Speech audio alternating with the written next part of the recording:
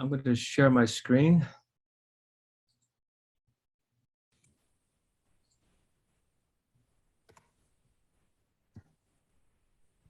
I want to thank everyone for coming. Welcome to our session on Universal Design in a Writing Fellows Program. My name is Greg Skutches. I am Director of Writing Across Curriculum at Lehigh University, a job I've held since 2006. I'm going to be presenting today with my brilliant and wonderful colleagues, Jason Slipp, Senior Instructional Designer in the Center for Innovation and Teaching and Learning at Lehigh, Sarah Heidebrink-Bruno, who has been the graduate assistant for Writing Across Curriculum. Her influence was most greatly felt in her work she did with our Writing Fellows program. And Sarah is actually the person who's responsible for bringing universal design to our Writing Fellows program. Last but certainly not least is Eva Lane, who is in her 4th year as in the TRAC program. She started with us as a sophomore, as a writing fellow, and has really assumed every leadership role in the program and has both witnessed and been a part of bringing universal design to TRAC. So let me look at what we're going to cover today. First of all, I'm going to tell you flat out that we're going to break some of the rules of universal design. At least I certainly am. I have way too much content. I'm going to go too fast.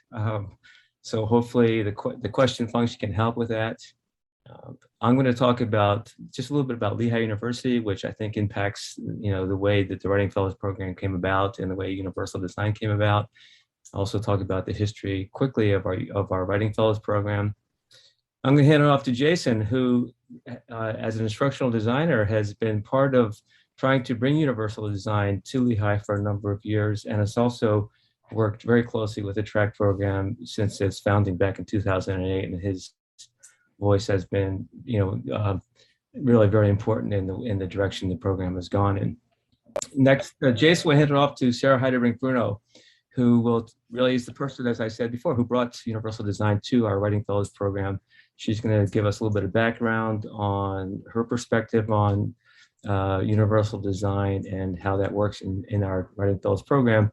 And then Eva will talk about the results from both a student's and a fellow's perspective.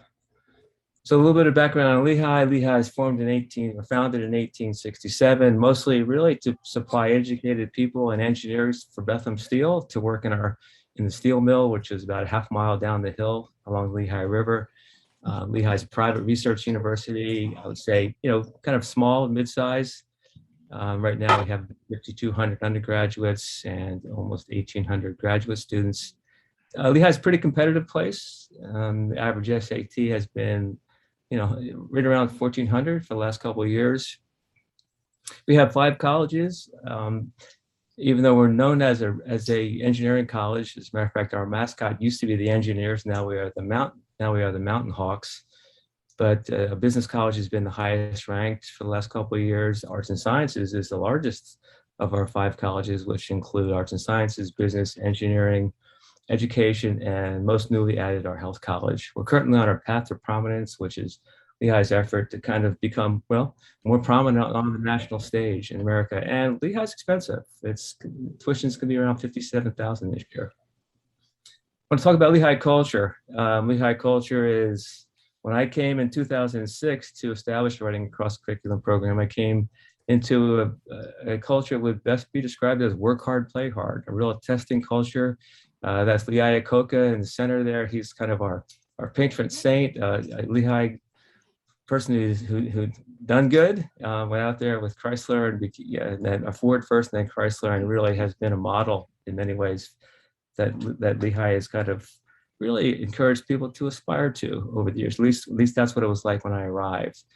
Also at that time, Lehigh was dominated by athletics and Greek culture, and the work hard is up here with studying, and the play hard is party hard. And I always thought that was something happened on the weekends, but I came to Lehigh and I realized it was kind of party hard every night. So that was kind of a surprise to me. But it really was this hard driving testing culture that I came into, and I really felt early on that Writing Across Curriculum is about culture change, that intensive testing culture, work hard, play hard, is not really conducive to a culture in which student voices are valued and nurtured and cultivated and supported. So I felt early on that changing that was one of the important things about doing that would be to launch a Writing Fellows program, to make, to kind of affect really in some basic ways the undergraduate culture and the way the students looked at writing and ways of writing. So what is TRAC? TRAC stands for Technology, Research, and Communication. Those things are all included in our Writing Fellows program, which is a little bit of a departure from tradition because my position was located in our library system. And very early on in my time at Lehigh, I was just so impressed with the deep grasp on pedagogy that our instructional designers and librarians had. And so we decided to include in our Writing Fellows program these other components, which a lot of people at the time saw as something that we were adding and adding together. But I think Jason will speak to this later. We felt this was just something that never should have been separated in the beginning, that writing and research are kind of two sides of the same coin, and that technology, of course, especially in the current time, is really important to our communication, whether it be oral communication, digital communication, whatever. So this is our first 15 TRAC fellows, and we call ourselves radically student-centered because when we launched the program in 2008, although we admired the Writing Fellows model, we felt that it hadn't reached its fullest potential. We thought there was more that could be done with this student-centered approach to learning. I felt, and I still do feel, that the biggest mistake we make in higher education is underestimating the capabilities of our students. So we told this group, we said, we really don't know what we're doing. We have a sense that this could be something really special, and we hope you will show us what that can be. And they certainly did, and that started us on this course of being very student-centered. So I'm going to just a couple of milestones. I'm going to gallop through this. We were launched in 2008. The seminar, TRAC 100 seminar, was really the heart and soul of the program. Very student-centered, team-taught, borrowed heavily on the Brown model. I worked with Rhoda Flaxman, who was then director at Brown, and she was generous enough to send her syllabus, and we drew heavily on that. And it really was it was really embraced by the new fellows, and it launched us forward. In 2010, we grew, so we needed some leadership from within the program. We instituted a mentor fellow program, which was fellows who assumed the leadership role and would guide and direct and nurture and coach groups of fellows who were working with students. 2012, we added mindfulness meditation to the program. Actually, that was in 2011, but I didn't feel like making another year at the top. So that was really a fellow who said that really she thought we should be doing more with the anxiety and stress that students feel about the writing process. And that one thing led to another, and we started doing mindfulness meditation. That's been so important to our program ever since.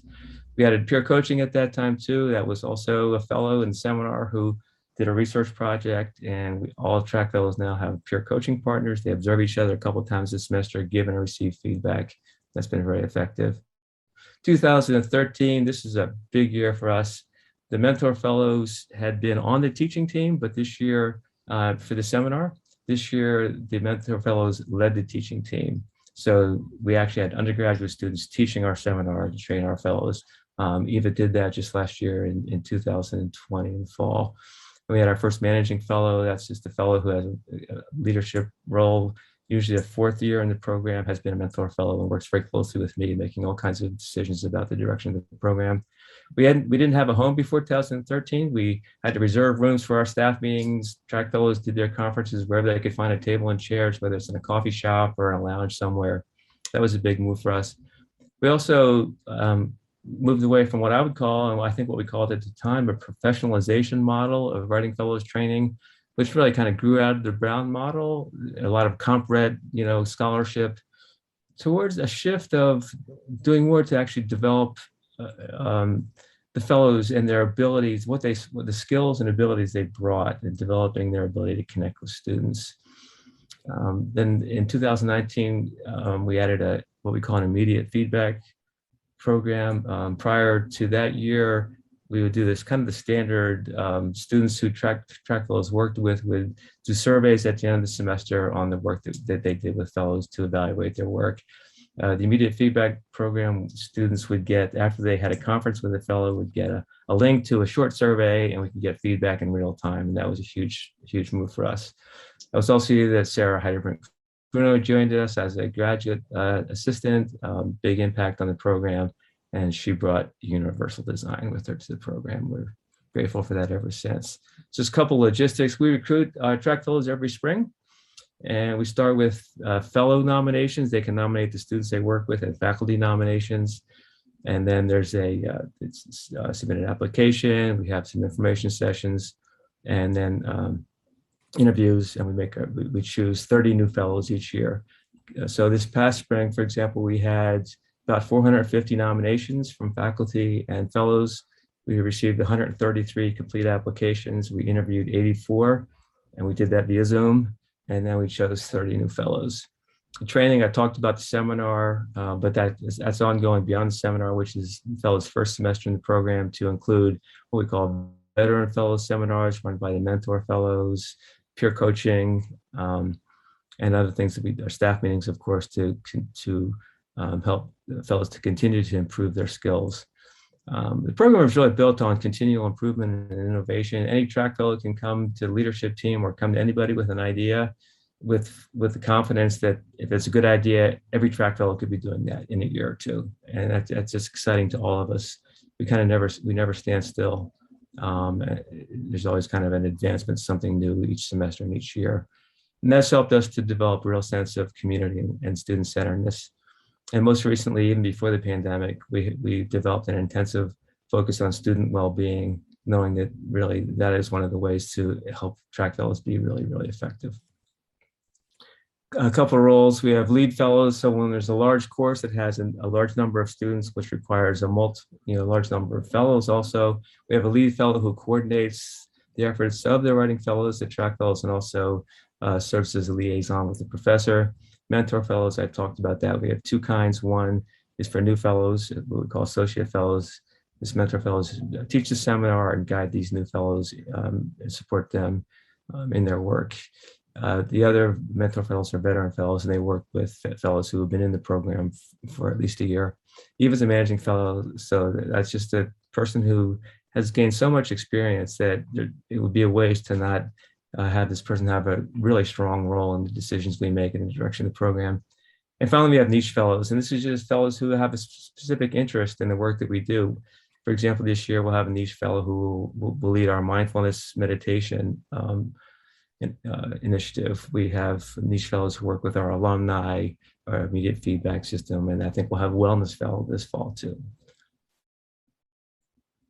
Some assessment. I'm going to really go quickly through this because this time is moving fast. So this is just one of our questions that we ask on the immediate feedback. And this is, I think, after the first round of conferences last fall. How confident do you feel about your plan for revision? And that's a question I think is really, really important, because it's not obvious to a student that this is, as important as maybe, did your track fellow show a lot of concern? Was your track fellow a good communicator? This one is less obvious, but I think we do really well in this area, and that's been a source of gratification and a way for us to continue to get better.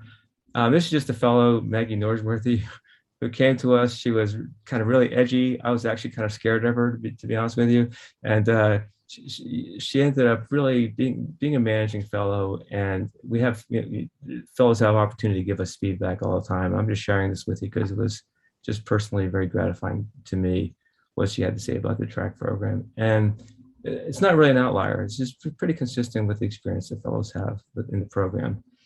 Usually wouldn't think of numbers as an assessment, but to me, that number of 87 fellows that we'll have this fall, if we are able to recruit 30 first-year students and bring them in as sophomores and have 100% retention, we would have 90 fellows. This fall, we'll have 87 fellows, which means that fellows stay with us because we don't always recruit the first year. Sometimes we recruit sophomores and juniors. So that's just, to me, that's the assessment of that fellows. It's really important that they get a lot out of the program, that they find it gratifying and worth their while. couple pictures. We have a fall team building event. This is fellows meditating at our campus, which is our athletic complex, which is over the hill from the main campus. More meditation shots. We do some yoga. I just love this picture. This is a track fellow feeling good about being together with other track fellows, and that's really important to us. This is our home and Center of Innovation and Teaching and Learning. That's a mentor fellow leading a staff meeting. I don't ever lead those. I sit in the back and watch and participate. This student here is actually not a fellow. This is someone who was studying in the CITL, and we didn't have the heart to ask him to leave. So this is a leadership team. These are 2 managing fellows and 4 mentor fellows, just kind of the heart and soul. This is the shot from the last day of the seminar. Another shot of that same group, the last day of the seminar. And in 2018, we celebrated 10 years of the TRAC program. We had a really wonderful evening, a banquet where we had alumni and current fellows come together, along with faculty and staff who have been generous with their time and effort in promoting writing through the TRAC Writing Fellows program. And does anybody want to stop at this point to ask any questions before I hand it over to Jason? Okay, Jason. Well, thank you, sir. Hey, everyone. This is going to be a lot of fun for me to talk about TRAC because I do love to talk about it. It's one of really a real bright spot in my job, and a rare. Realized pretty early on that it's a rare thing to have. As Greg said, my name is Jason Slipp, and I'm an instructional designer inside of our Center for Innovation, Teaching, and Learning, which, as Greg mentioned, is underneath our Library, Technology, and Services, which is a merged organization. So there's a lot of layers, but a lot of talented people, as Greg said. So when Greg first talked to me about the TRAC program, I was really nervous because of where I sat. And a lot of times as an instructional designer, your role is really morphed into more of a technologist, and we get a lot of questions about fixing break fix problems. And so when I first met Greg, I had this, like, the T was looming over me, and I was so nervous about this idea of T standing for technology, and that I was going to have some kind of some ideas to implement and weave technology into the program. But I'm not a tech pusher at all. I'm more concerned with theory, learning design. And so Greg, you can go to the next slide. So as Greg and I spoke, I quickly learned about Greg's ethos, and he and I started to have a very broad definition of the T in TRAC, the technology in TRAC, which for me could be anything from a pencil or a piece of paper or a book. And when I finally felt comfortable enough to say those kind of things to Greg said, yeah, of course, and this isn't about digital technology, per se, or having to worry about having the cutting edge, bleeding edge of technology. Let's talk about technology as a really blank slate in very broad terms, and let's see where we can go. And I want you to bring your learning design expertise in as well, because pedagogy is going to be a big part of this. So Greg, if you go to the next slide there. So having said that, I am going to really briefly talk about sort of a T gone bad and a T gone good. Because the T, these things do, sometimes fall to us, but I want to really connect back to Greg's first couple slides there, where he mentioned that TRAC is radically student-centered. And the reason that this is the T gone bad is because, I'll explain why this went bad. But in 2011, the Library and Technology Services purchased 200 first-gen iPads. So these were the first ones out. We were all excited. Many people thought they were going to be game changers. And of those 200, we distributed a bunch to all TRAC fellows. So everyone in the program, they got training on them. We bought a bunch of apps, and we thought, actually, most of us thought that this was going to be a really useful tool. Maybe this was a kind of a game changer. We also bought a bunch of pens. This was before the Apple Pencil, of course.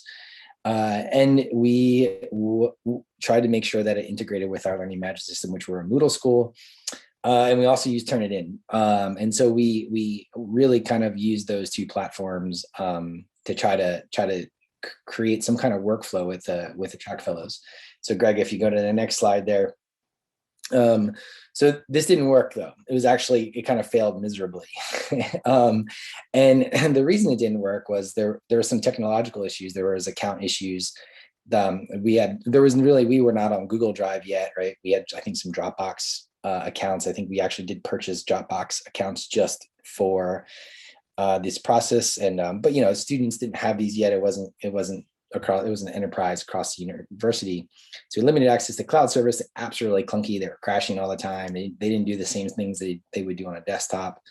And it just didn't match the students' current workflow. And so after it was all done and we spent all this money, we actually asked the students why it didn't work. And really what dawned on me is, well, we didn't even involve the students in the first place. We had a bunch of staff members thinking this was going to be a game changer. And we just bought these things and handed them out and didn't even bother to talk to the students at all. So it was not a radically student-centered endeavor at all. It was a top-down tech solution for a problem that really wasn't even there. They were totally comfortable with their workflow, which was sometimes getting files emailed to them, and then they would do track changes and send them back, and their workflow worked just fine.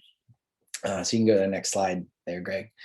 So that was a T gone bad, but a T gone good was really pretty much a student-centered endeavor really from the beginning. So that's me actually sitting there with a track fellow this is Omar, who's now going off to medical school, I guess MD/PhD school. He's a brilliant guy. And actually on the screen there is another track fellow, Brooke, who's also going off to medical school. So these are some really smart students here. They approached Greg and I about some peer learning videos, and there was already sort of some momentum with these peer learning videos. So think of them as kind of Khan Academy videos, and this was for a class that was that's known around Lehigh as the weed out class. Students fail; they really can't get into medical school, right? So the students wanted to work with a faculty member, create a bunch of peer videos, and then have them be incentivized for the students to watch them, but also for the students to create more content. So not only were the students consuming the content, but they're actually going to create more content. And so I helped create the structure. Omar came to us at a time when we just had built this thing called the DIY Studio, which had a light board in it, just like how they do at Khan Academy. And the students recorded a whole bunch of videos, and it was a huge success. And so Greg, if you go to the next screen, there's some shots here of our studio.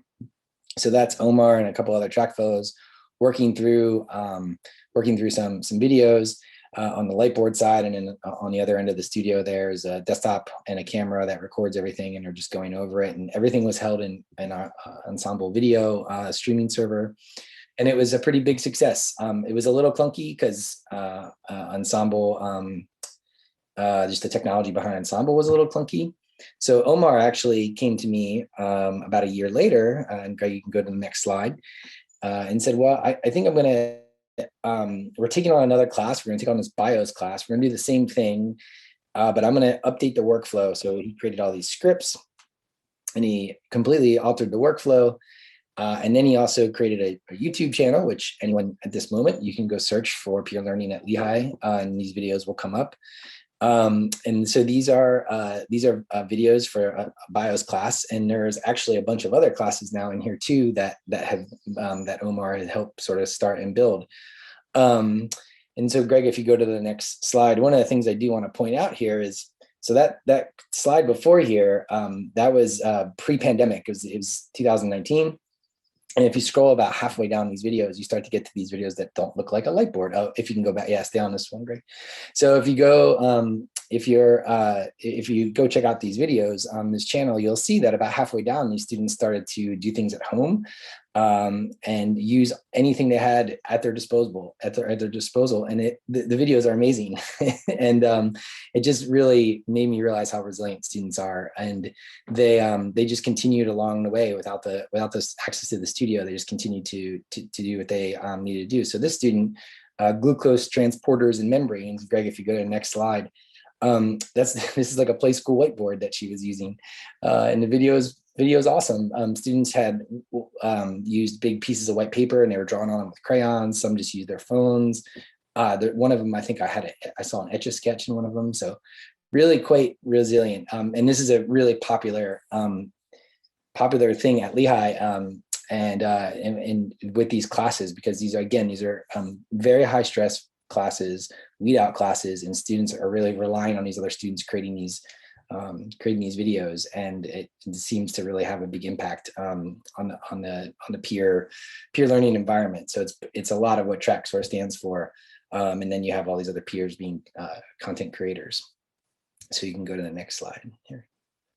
What has been brilliant for me about TRAC, in addition to the T, is when I get to teach in the seminar or collaborate with the students. It's really been all over the place. As a designer, I love that. We've been able to talk about flow. We've talked about, we looked at Todd Rose's research on average and learning profiles and preferences. I've asked them to read this book, Walking on Water, which, at the time was a pretty radical book. And so it wasn't just about the T. It wasn't just about instructional design. It wasn't just about technology.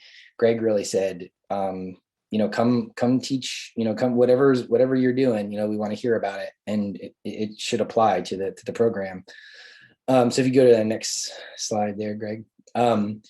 I think you skipped one there. So, so more recently, I've brought in, been able to bring a lot of learning design on adult learning principles and andragogy. We've talked about creativity and neuroplasticity. And these are all things that I'm learning in my PhD program, and I'm bringing them into the TRAC program, and the students are, it's amazing because it's really well received, and they're giving me feedback, and we're continually kind of making this content better.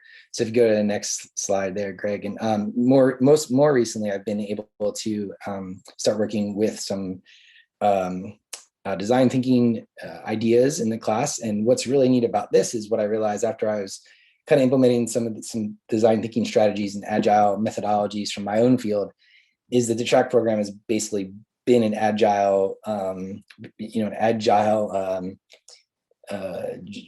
been empathizing, they've been ideating, they've been prototyping for the whole time that I've been working with them, just under the guise of writing, right? So they rely really heavily on drafts. There's a lot of empathizing with the student. And so design thinking sort of ethos and mentality fit really well into the TRAC ethos and mentality. And so that was a really neat thing to bring over and try to put a wrapper of this sort of agile thinking and methodology around a TRAC program and some projects. So if you go to the next slide, Greg. So, but what we hear about today is universal design. And over the last couple of years, I've been more and more involved in universal design. And the current situation, since I've been at Lehigh for about 20 years, and really what we do with someone who requires accommodations, we basically just fire a fire hose at them. We talk with them, they tell us what they need, we give them everything and more. And that could be hardware, that could be software, that could be even support, staff support, whatever that person may need. We basically we work with them, and that is not a sustainable model, and it doesn't scale at all. And so it was getting to the point where I started to realize that this is not going to work. We're only a team of 5, and faculty members get an email that says, you have a student that needs accommodations. Here's the student's name. They don't get any other information, barely any other information to work with, to figure out what they need to do. So then they call us, and they're all nervous because they've never had a student with accommodations. And then, we need to work with the student and figure out what the student needs. So it's just a very unsustainable model. So I started to think about, well, we need to start just designing courses better and designing learning experiences better so that they're accessible and inclusive for everyone. So Greg, if you go to the next slide. And a lot of this, I think you skipped one again. And a lot of this came to me through Quality Matters, which for those of you who don't know, Quality Matters is a rubric, insurance, quality assurance program framework for online and hybrid courses. And in the last couple of years, I've picked up a couple of certifications. I'm now a certified peer reviewer. And and it relies on a rubric to analyze courses. And one of the standards is actually shown here is the accessibility and usability standard. And that starts to get into, is your course, is it accessible to folks, and is it readable, is it usable? And so just learning from that aspect in the last 5 or so years through Quality Matters, I started to get more and more interested in universal design. So Greg, yeah, if you go to the next slide here. So the other one before that. So over the last couple of years, my team and I have begun doing, doing presentations around campus. This is kind of like our model. We do presentations around campus to faculty, to departments, to colleges about universal design, and that has got us somewhere. But we're lagging quite far behind. It's really difficult to talk a faculty member into letting students express themselves any way they want to when it comes to a capstone project or a final paper. Usually it's a high stakes exam that's made up of multiple choice questions. And so trying to tell them trying to convince a faculty member, well, you should let them make a movie if they want, or write a paper if they want, or draw a picture if they want, or do an improv play. That's a hard sell. So, but we are making some headway around campus, but it's just not happening too quickly. So Greg, if you go to my last slide there. And so about 2 years ago, my time is all messed up because of the pandemic, but a few years ago, I'll say, is Sarah came to the TRAC program, and really the two worlds collided. And once again, the TRAC program kind of became that place for me to do deeper dives into things that were important in the field, in my field, and that were transformative and making impacts. And so right now my team is probably kind of hovering around the equality part of this image there. And obviously we want to get to the accessibility part of this image there. And I think that's where Sarah comes in, and she's done an amazing work to pull all of her lens and her work into the TRAC program. And again, the TRAC program has been this place where it's about a few years ahead of the curve about what then happens at the university a few years later. That's always been ahead of its time. So I'm assuming that in another couple years, universal design will be quite well established at Lehigh. So Sarah. All right. Thank you, Greg and Jason, for setting up kind of the deep history of what TRAC is.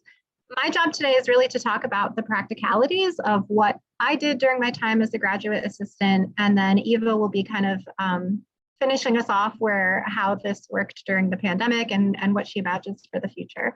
So I'm not going to take much time because I'm looking at the clock and I want to make sure we have time for questions. But you all might be wondering to yourselves, why universal design? So if you're a faculty member, or if you've worked in an office of disability support services, you know that this is legally mandated, right? So if you were one of those people who's gotten those letters that Jason had mentioned, it is legally mandated. But I think beyond that, it's the ethical thing to do. It's the right thing to do. My interest really stemmed from the fact that I have a background in literature and social justice. That's what my PhD is in. A lot of the research that I've done in that realm is really about expanding content, right? So opening the canon, in my case, American literature, but expanding the canon, expanding text to include more diverse voices. I think those are all really important steps, but there's considerably less research, at least in higher education English classrooms, about what do you do when you're in front of students? How do you make sure that the materials and the activities and sort of the accoutrements of education are accessible? I think it's also practical.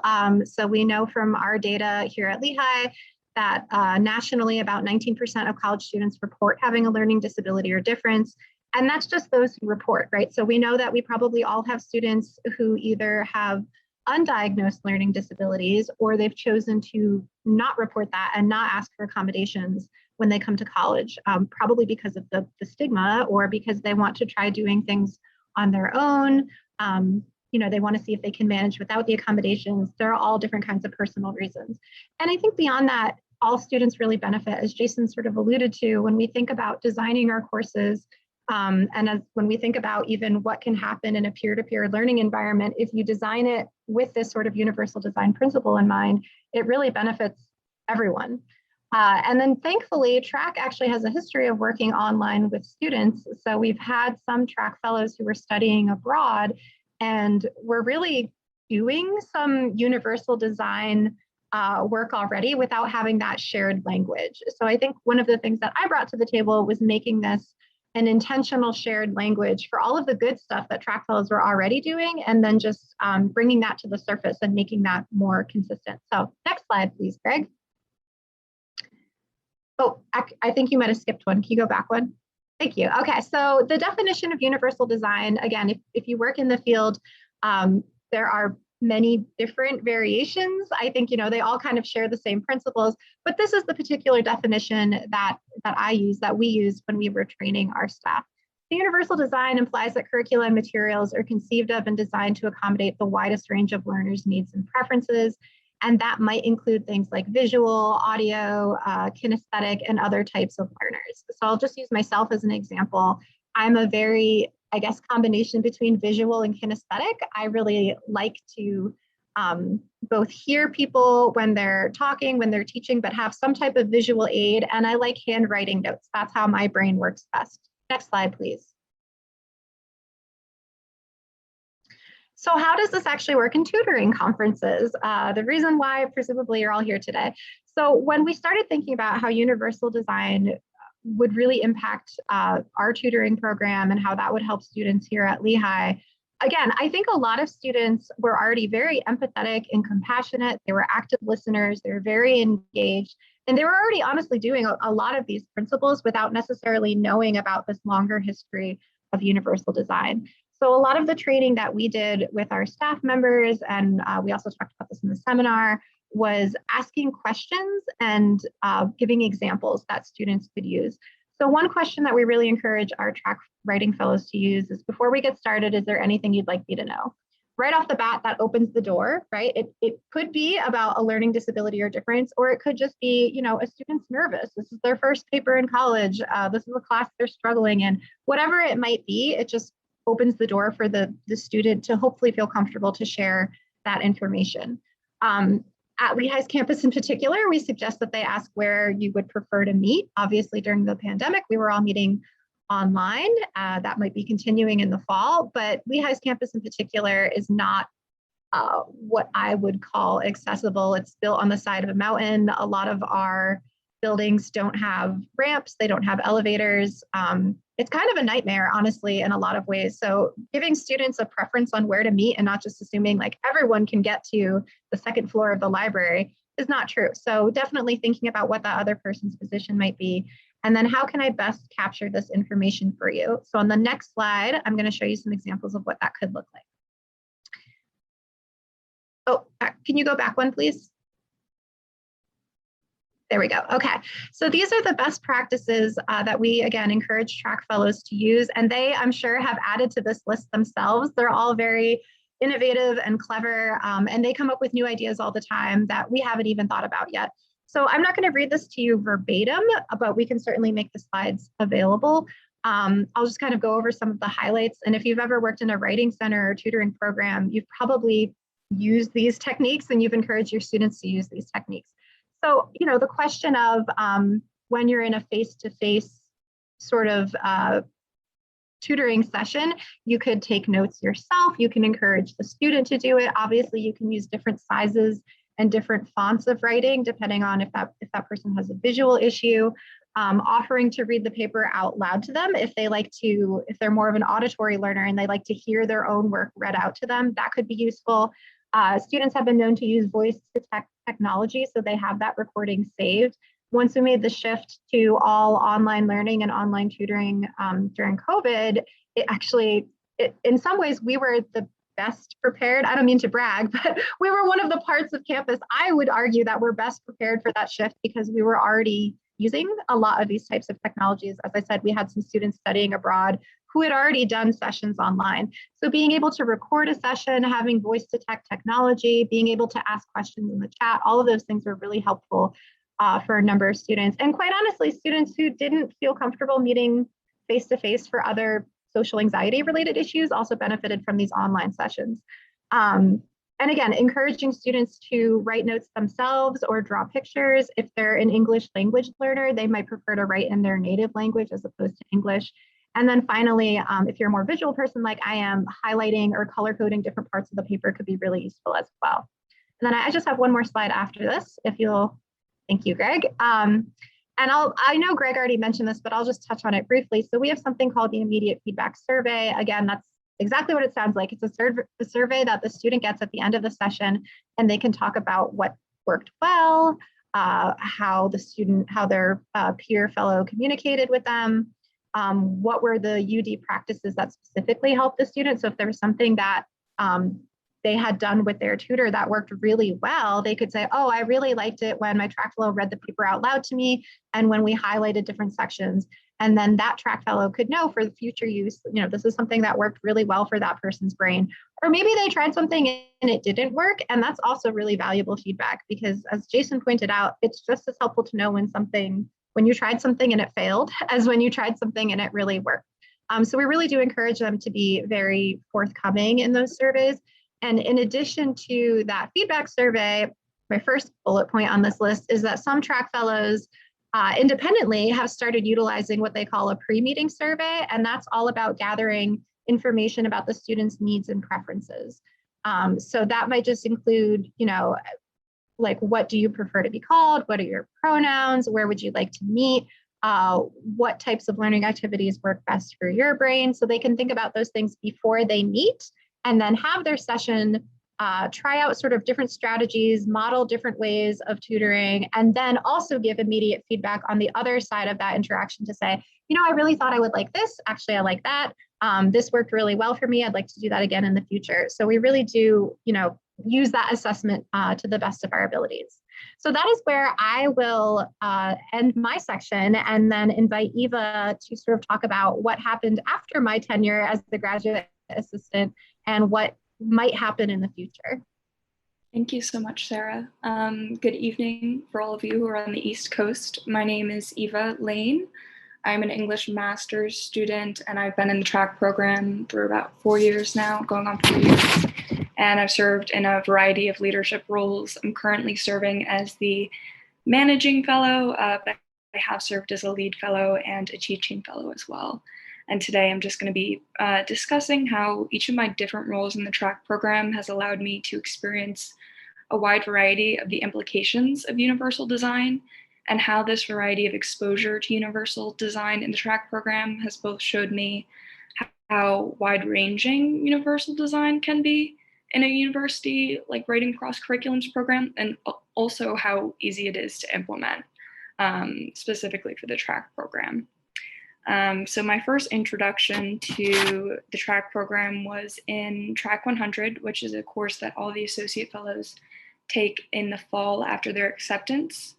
And TRAC 100 at its core, I believe, is a universally designed class. It's taught by undergraduate writing fellows who have previously taken the class, and its curriculum is written by the undergraduates who teach it.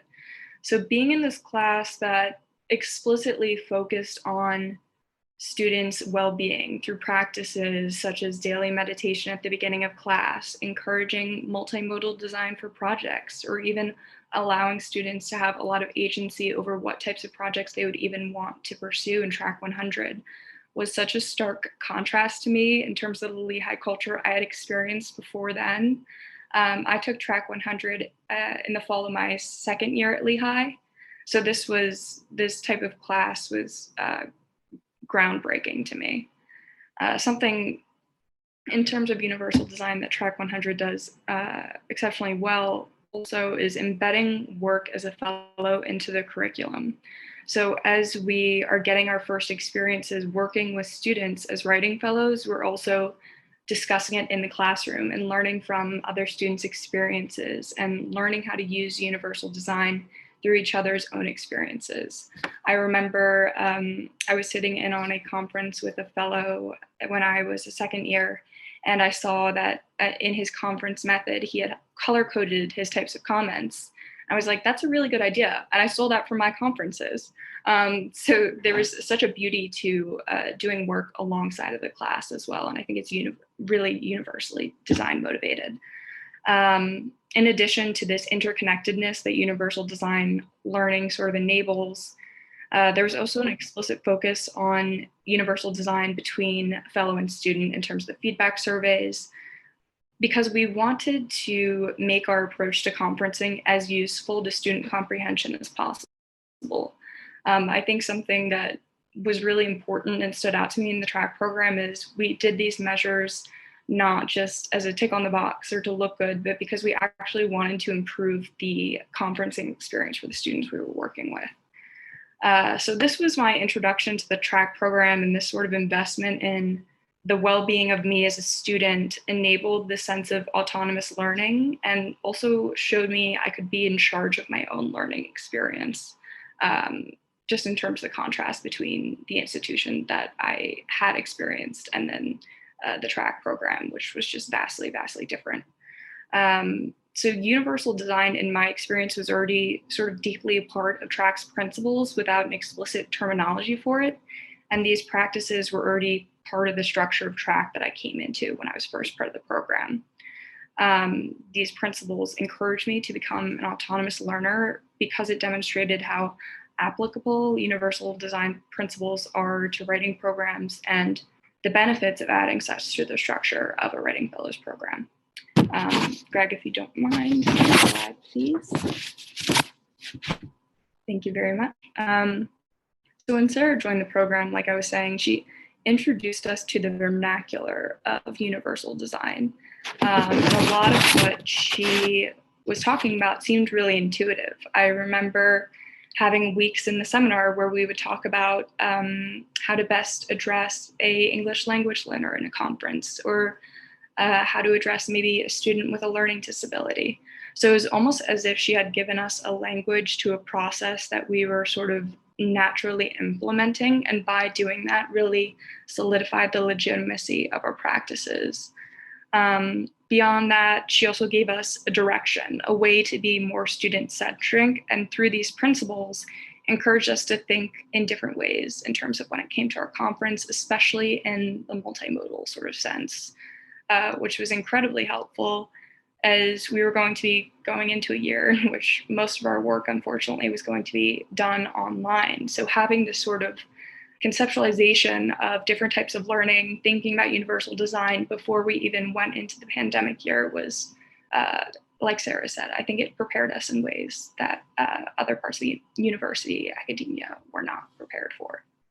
Greg, next slide, please. Thank you very much. I think you skipped one. Perfect, thank you very much.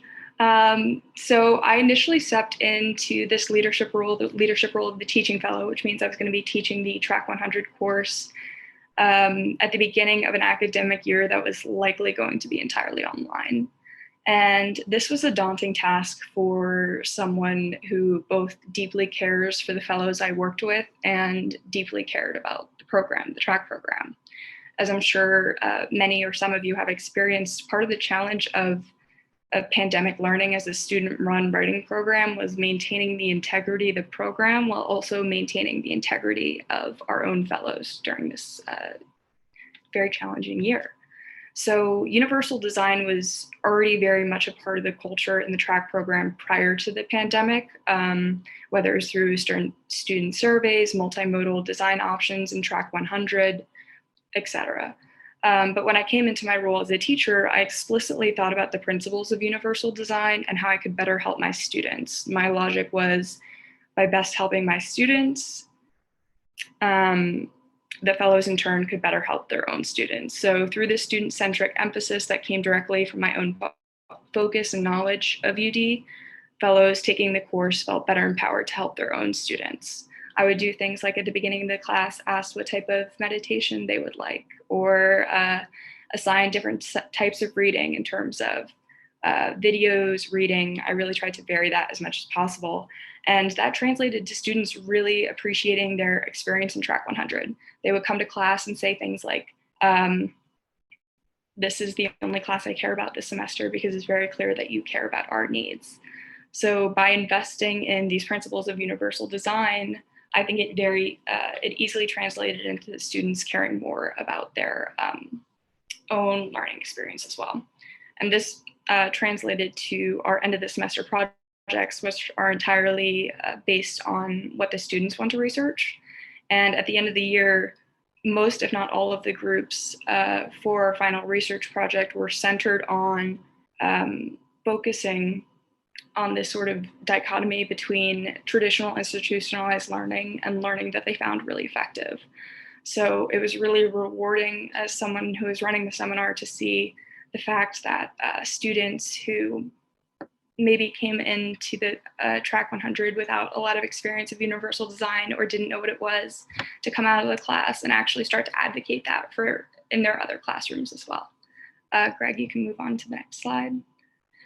So the research project at the end of TRAC 100 trickled into our spring course, which is an offshoot of TRAC 100, TRAC 96. And a lot of the students who were focusing on addressing the problem between institutionalized learning and learning that focused on a variety of needs continued this project in the spring semester. TRAC 96, by the way, is a completely universally designed course because students create their own syllabus, they create their own deadlines, they create their own projects, and they still wanted to focus on this gap in learning. So this sort of perspective and setup for a class really allowed students to change their perspective on learning and also what they wanted to get out of their education.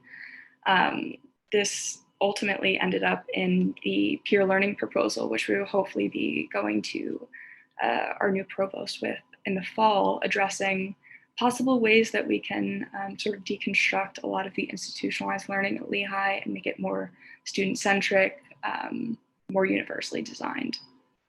Next slide, Greg.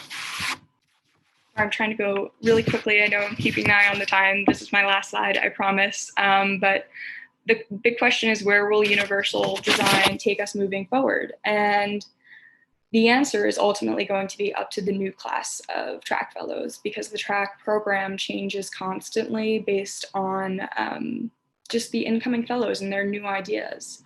Something we know for sure is we're not going to be having a sort of uniform return to campus. If students want to meet over Zoom, if they want to meet in person, that's going to be very much based on their own comfortability.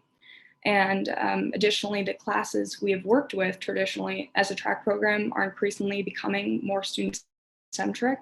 In the past, Engineering 5 was a very monolith of a course. All the engineering students had to take it as an introductory course. And now increasingly, it's becoming more student-centric. Even in the fall, there's going to be a writing portfolio. So we're really excited to be working with that class, and the change that it has sort of seen as a class since we started working with it is also really rewarding and amazing. But in conclusion, the ways universal design is going to take place next year is going to be ultimately up to the new fellows, but I'm really excited to see where it goes from there. Thank you very much. Anyone have any questions? Looks like we have a few questions in the chat from Stefan. The first one, I'll address that one. We were really lucky when I came to Lehigh to launch the TRAC program. There was just a surplus of funding in the CITL that had built up over a couple of years. So I was as happy to use that funding as my boss was to have it used. So we launched with 15 fellows, and then we just concentrated on just doing good work. I mean, that sounds so simple, but that's what we did. We still have to go back every year and ask the provost for funding. So we don't have permanent funding yet for TRAC. But you know, I feel like we're pretty sustainable because so many faculty rely on us. Almost all first-year students at Lehigh have TRAC fellow in their first semester. And that's been something that's been done actually by design. We've migrated in that direction because it's been so effective. So, Stefan, does that answer your question well enough? Oh yeah, thank you very much. Okay. And I think Sandra has some follow-up about, you know, students' work and if they get paid something or not, but yes. Yeah. Okay. So yes, so the TRAC fellows, let me see where I get that question. Yeah, I jumped in too, Craig. So I was trying to tag team with you. So I answered some of it in the chat, but feel free to correct me if I was wrong. Yeah, let's see. So the thing about how often TRAC fellows work has just been an ongoing kind of issue for us. because the work comes in waves. When faculty have papers due, that they submit drafts to the fellows 2 weeks before they're due for grading. Fellows read them and actually put comments on them in their own way, the way they like to do it best, return to the students and have conferences. So that might be, 2, 3, sometimes 4 times a semester, and the work comes in waves. We spend a lot of time preparing fellows for that. And it's really, I think, one of the strengths of the program is that I don't know, neither does Jason or Sarah or even Eva, who's doing what in any given week. We just know they're on the job and we have confidence that they'll do it. Track fellows get paid. They in the first year as a fellow, it's a stipend. That's something that was really important to me, was that they didn't get an hourly wage. I felt it was important that they were like a professional appointment. Their job was to work with students, not to put in hours. So first year track fellows get $600 a semester. Second year track fellows get $700 a semester. Third year get $800 a semester. Mentor fellows get $1,500 a semester. And the managing fellow has an agent. Eva has an agent. We're negotiating her salary right now. That's a joke. I was not informed of this. That would be amazing. I believe there's another question from Kimberly Donovan. I think I could take this on if it's pertaining to TRAC 100. You bet. So how did I ensure that I was applying universal design throughout the curriculum and training? That's a little bit difficult to answer without giving sort of a really wide answer, which was I put myself in their shoes a lot of the time. As a fellow student who was going through the pandemic, I understood the strain mentally that it was taking. So just being open and asking questions, hey, is this assignment too much this week? More than anything, just communicating with students was really helpful. I remember I pushed off assignment dates, I think once or twice during the class, and they were really appreciative of that.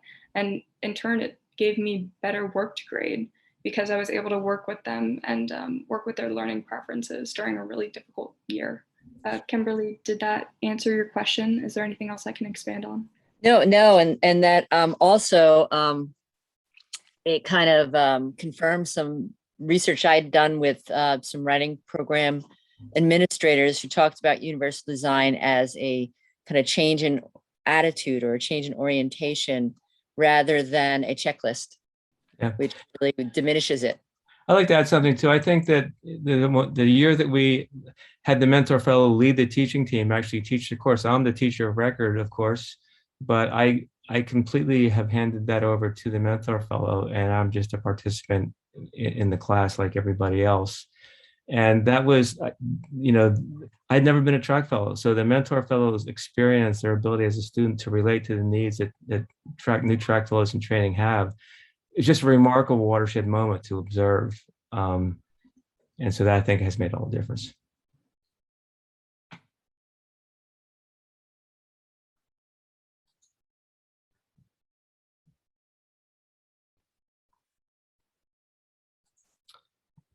Any other questions?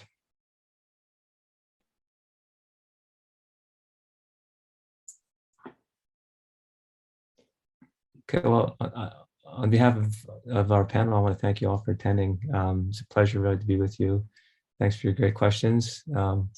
Michael, thank you for orchestrating us and keeping us on task. My pleasure. Thank you so much for coming, everyone. Thanks, y'all. Have a good rest of the night.